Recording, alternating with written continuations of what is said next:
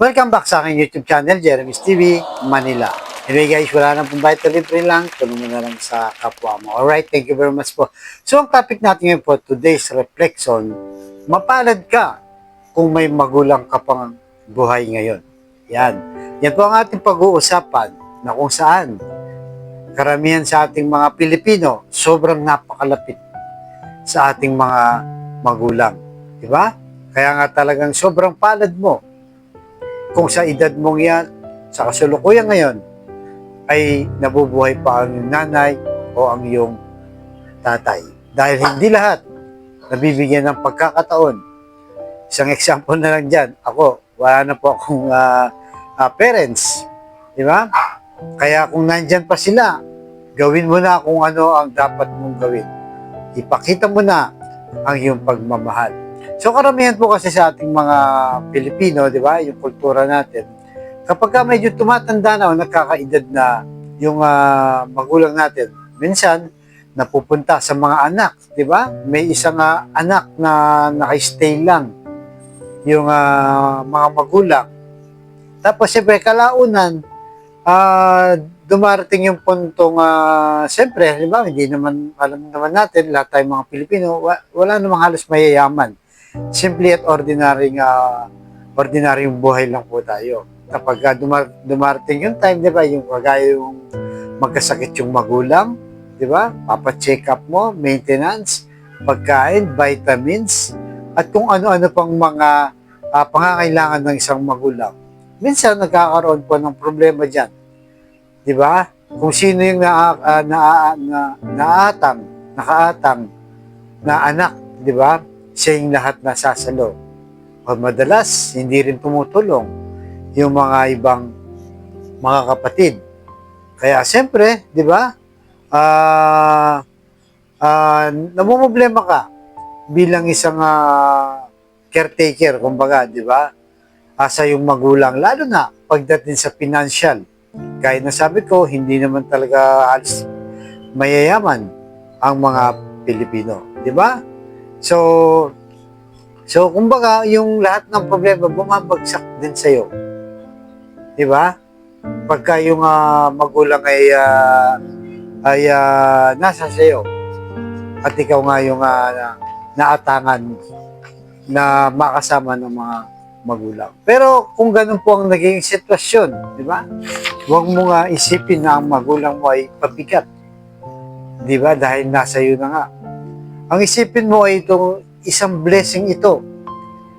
Bagamat mahirap, hindi madali, di ba? Lalo na kung kapos ka naman sa financial, ay ibig sabihin, isang patunay lang na pagmamahal mo sa magulang mo. Isang halimbawa ka, di ba?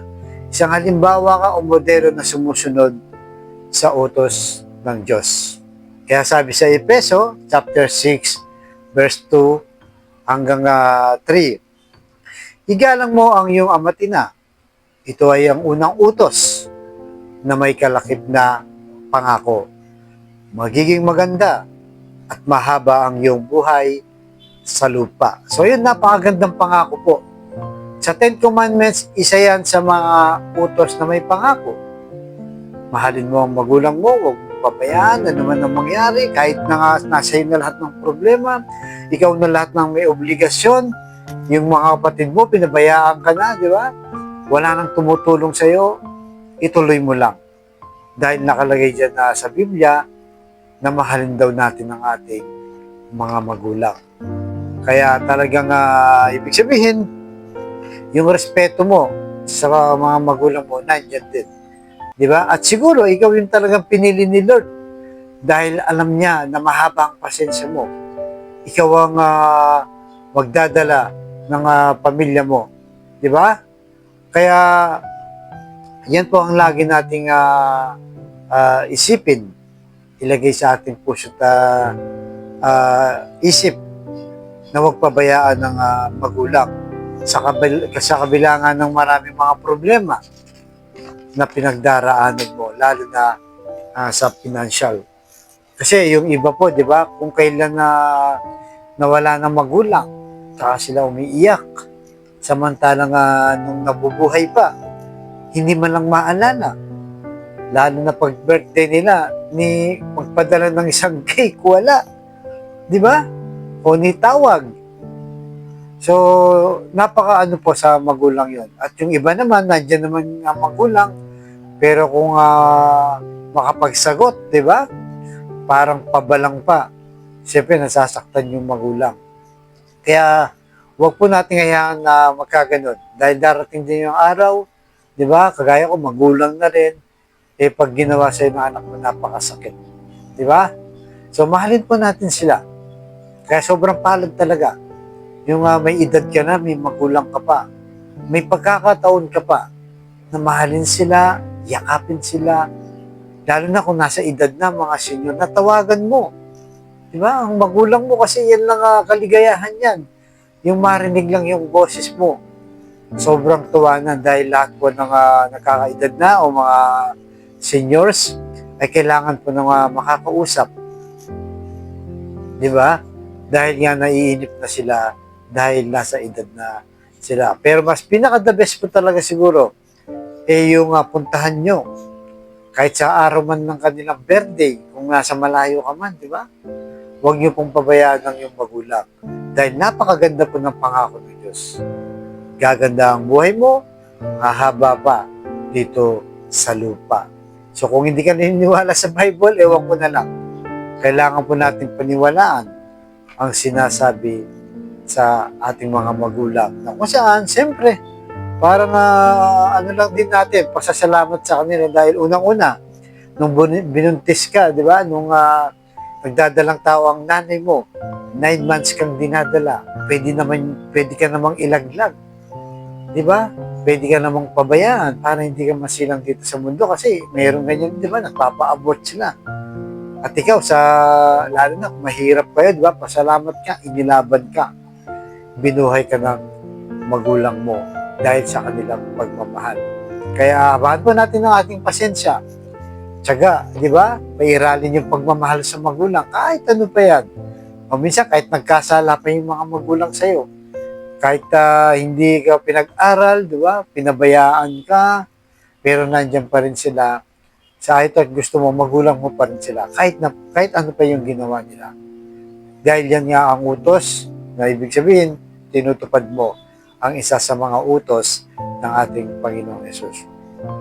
Kaya sa kapatid nating nanonood sa aking vlog na may matinding problema sa pamilya, kalusugan at pinansyal, sabayin mo ako sa napakasimpleng dasal na kung ikay maniwala at magtiwala sa ating Panginoong Yesus, ay tsak yun.